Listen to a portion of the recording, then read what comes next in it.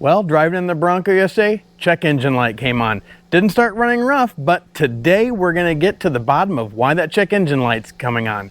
And may not be as severe as you think it is. So let's get started. Hey everyone, I'm Nick, aka Dad, and first off, if you're not a subscriber, don't forget to smash the subscribe button, because Monk and I, we are constantly finding tips, tricks, and products that we use on our Bronco that you can use on yours. But today, going over a tip that we have on our Bronco that may apply to you. Had a check engine light come on as we were driving around yesterday and didn't run rough. Nothing else really was out of the ordinary. Checked my instruments, turbos were fine, they were spooling up, had good pressure. Temperatures were all just fine and in the norm, and pretty much knew right away then what the issue was.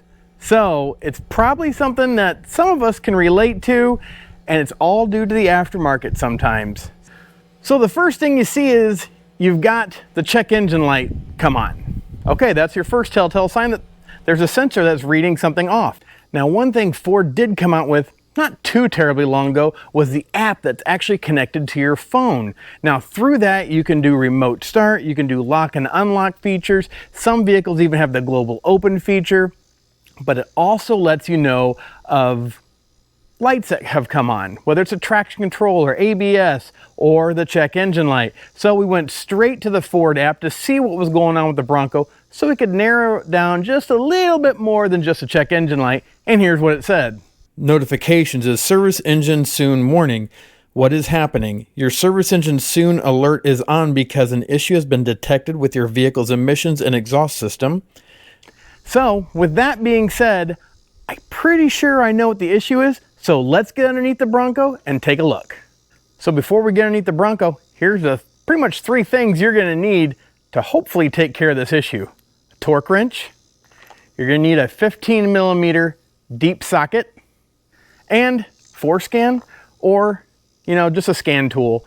Now I could have used the ForScan that I have on my laptop, but just didn't want to go downstairs to get the laptop, bring up the wires and all that. This is already out in the garage, so we'll use this. But we'll get underneath the Bronco and show you what we're going to tighten up. So in the app, it told me it was an emissions issue, which I have dealt with this before. This is not my first rodeo. So here's the catalytic converter, and here's the flange that is connected to our MBRP exhaust. Now, this is usually the culprit. These bolts, after we took off the OEM exhaust, these every once in a while just get a little loose, and I think they're just letting out some exhaust gases. So these nuts get torqued down to 35 foot-pounds.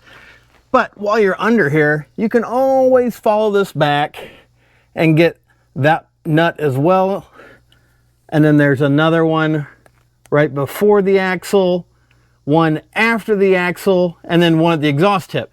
But I would focus mainly on these that are on the exhaust pipe itself, and definitely getting these torqued down to 35 foot-pounds with our torque wrench and our 15mm socket. Now that we've taken care of torquing everything down to 35 foot-pounds with our torque wrench, we need to get inside the Bronco, use our scan tool, and get rid of the trouble code, and hopefully, after our next startup, we won't have a check engine light anymore.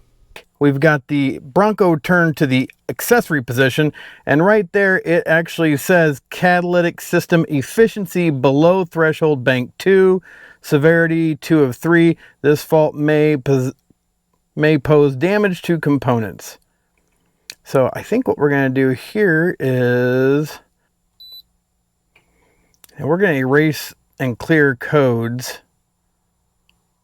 So here's where we're going to go in, erase, clear all DTCs. Are you sure? One moment, please. Erase was successful. So let's let it do its thing here real quick, and we will unplug it and turn it back on.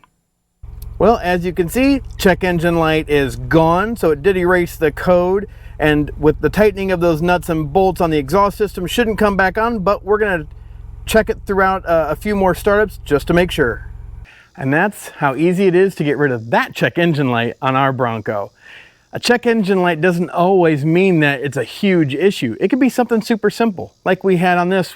The check engine light tells you the sensor is reading something incorrectly, but then a scan tool will help you kind of investigate a little bit deeper to find out a little bit more of the root cause. Now, we'll put a link down below for an inexpensive scan tool like this one, and it's an affiliate link for Amazon.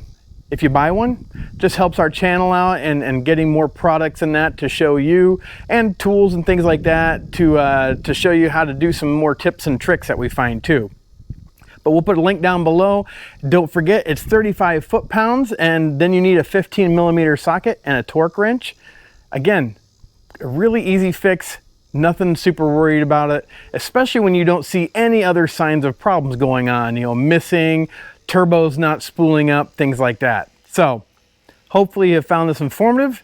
But again, if you're not a subscriber, don't forget to smash the subscribe button, because Monk and I will be constantly looking for tips, tricks, and products that we use in our Bronco that you can use on yours.